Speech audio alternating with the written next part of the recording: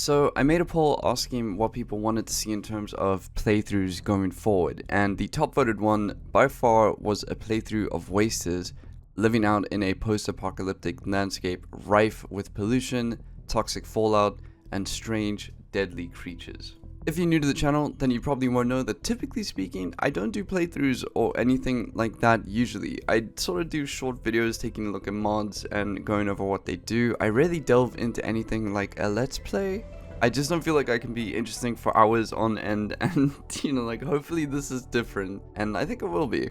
This is going to be far more narratively focused rather than me speaking over my gameplay, and it's a type of video that I've wanted to do for a long time, so I can't promise that this is going to be a long-running series, but I can say that I've put a lot of thought into how exactly I want to do it, and so this is going to be a test bed for new ideas and concepts, so expect things to change, maybe even in the middle of this video. So, with Rimworld 1.4 having been released, I found that it'd be far easier to do what I've always kind of wanted to do, telling a very basic story and attempting to have complex characters with the mechanical backing to do it. So here we are, with the vanilla expanded mods at the point where they are, I mean they've always been amazing, but at the point that they are now, I feel like I can finally set up something of a world that almost results in emergent gameplay that is tailored towards the story that I wanted to tell. I hope that makes sense, because it didn't really to me. Anyways, so here we are with three fairly unassuming humans attempting to escape the future that they had set up for them. Now obviously I don't have them as humans, in fact it's pretty clear that they're far from it. If you aren't aware, Rimworld Biotech adds in the ability to play as effectively different xenotypes of humans, and wasters are one of them.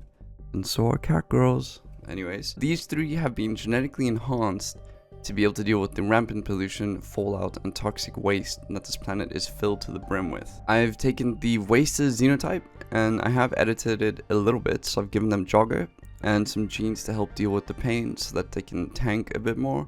They're mutants. They're meant to be better than humans in this sort of environment as they were designed to live in it. The trade-off is that, first of all, they eat twice as much as a regular human, which is something that hopefully we can deal with. And the second thing is that they are dependent on psychite. And it's not a chemical dependency, it's a racial dependency, I think it's called. And so you can't get rid of it, you have to sate it. It's a bit like Luciferium, there is no way around it. The storyteller I've chosen is one from Vanilla Expanded. It was recommended to me by you people. It's Alfred Ancient. And the reason I chose them is mostly because its main goal is to keep the population fairly low and offer challenges for that, which is obviously the goal of the playthrough is to be a bit more personal with my characters, which is my favorite thing to do in most stories. And so I wanted to make sure that they kept the population low while still being challenging, because it can be a little bit difficult to balance things in Biotech from what I can tell. So yeah, hopefully it does work out. I've got it on the blood and dust difficulty, so it's one under the hardest difficulty. Everything else is default. I haven't touched any of the settings. A full mod list is in the description below. Essentially, it's mostly just quality of life stuff, and then all the vanilla expanded mods. If you have any suggestions for mods, please do let me know. I would love to add mods in mid playthrough. I will try to make sure it's compatible. There are a few that I could not add in, unfortunately. One was the Fallout mods, they weren't updated to 1.4. Hopefully I can. If not, it's not the end of the world. And then Combat Extended, it's just a bit too buggy at the moment. It hasn't been updated. I tried to get it to work, I could not.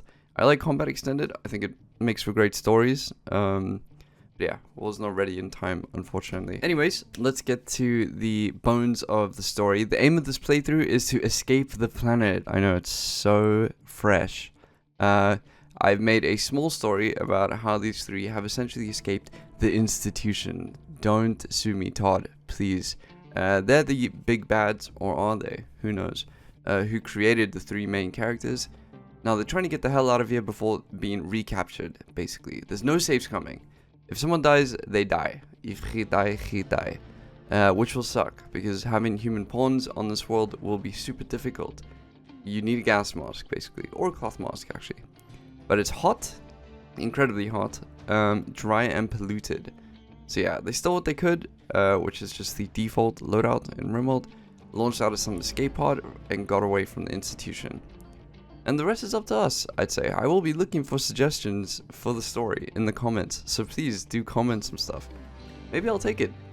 Who knows? Welcome to Aurora, the worst planet in the Rim, maybe of all time.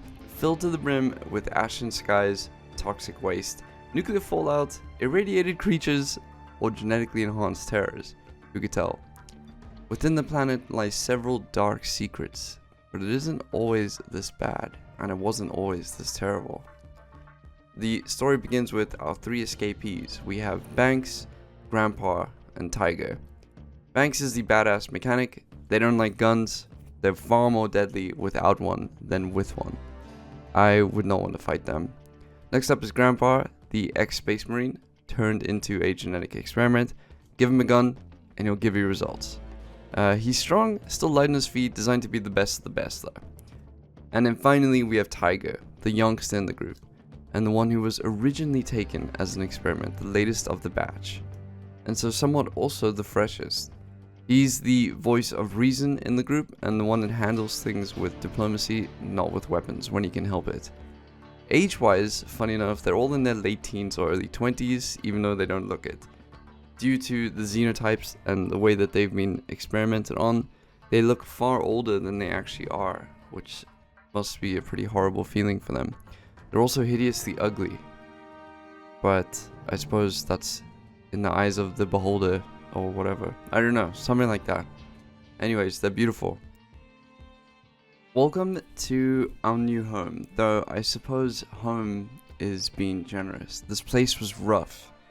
Out of the entirety of the land, only about 10% of it wasn't polluted to the core, meaning that I knew we'd need to take pretty good care to maximize this area. Making sure prisoners were kept there was a big one, because we are going to be needing to take a few. But the biggest was our sources of food, medicine, and clothing, all of which would need to be kept here, and somehow at the same time be well protected. We immediately spotted this large building, and Grandpa said he felt pretty uneasy when he got too close to it. I knew that, keeping all the risks in mind, that it would be best to crack it open now instead of waiting for whatever was inside to come and get us. BaRKy went ahead and began to slowly undo a section of the wall, whilst Tiger and Grandpa watched this new entrance being made. Only for us to see what was inside was a colony of bugs, freshly hatched, so not too big of a threat, maybe a meal, who knows? Might be a blessing in disguise. Suffering from sleep sickness didn't help, so BaRKy and Tiger got some nasty scratches, but nothing too major. No infections came.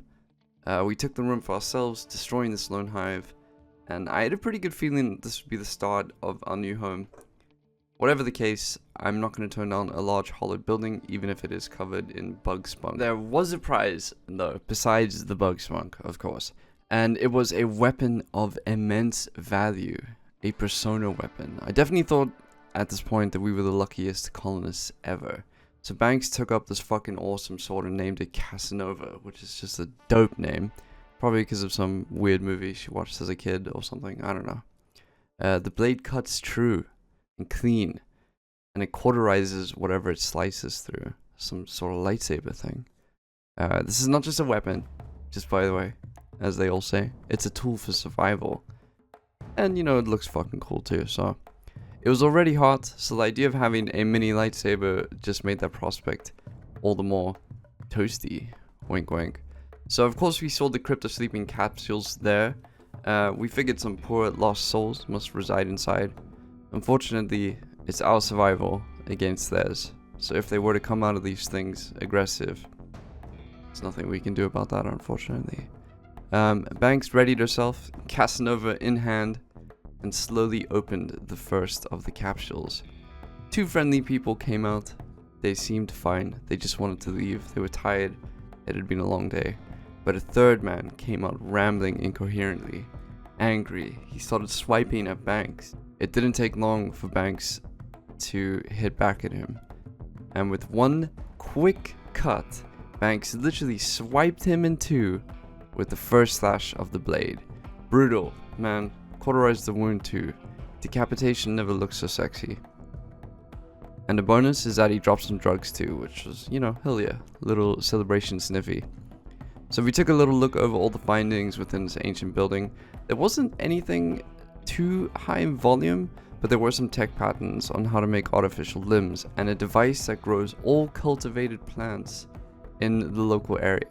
That was a game changer, for sure. When we saw that thing, we celebrated a little bit. So over time, we added some reinforcing to the building to give us a bit more room inside, and then we began to shape it to our liking, customizing it.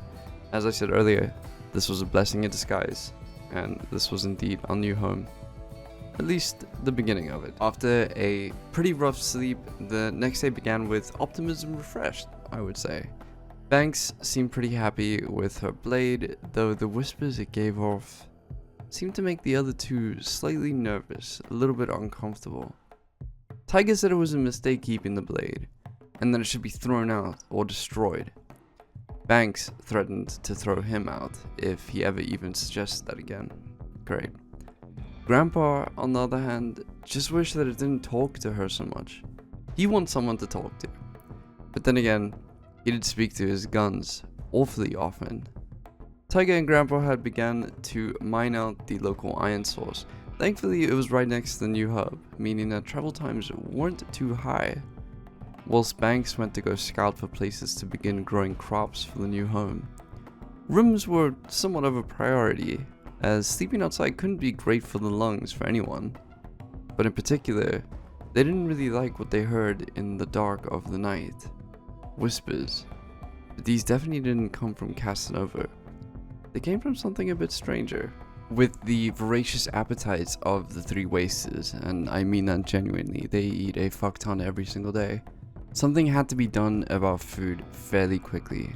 All was good with the new home. Rooms were being built, areas were being renovated, things looked a bit more homely than before, and it was important because, you know, there were a bunch of captives before, so having something to look forward to is kind of nice. But finding food in this wasteland was difficult already, and even more so for these three.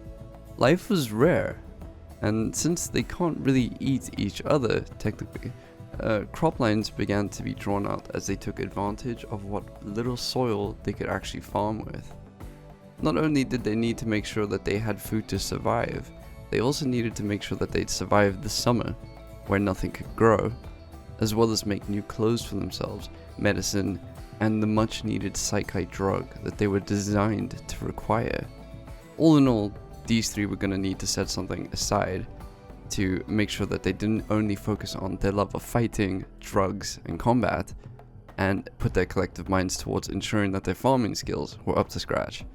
At least until they could get someone else to do it for them. I mean, let's not rule out slaves here. The only meat in this land seemed to be reptilian. I'm not talking about the lizards who run the world. I'm literally speaking about iguanas that just roam around. There were no large animals anywhere. No cattle, nor sheep, nor goats, just iguanas. And although there might be bigger animals elsewhere, our colonists didn't think they were quite ready for them yet. Grandpa didn't seem to mind the excessive amounts of iguana meat that he seemed to chew through. Tiger wasn't happy about it, but he knew he needed to eat what was necessary to survive. Banks was not happy in the slightest.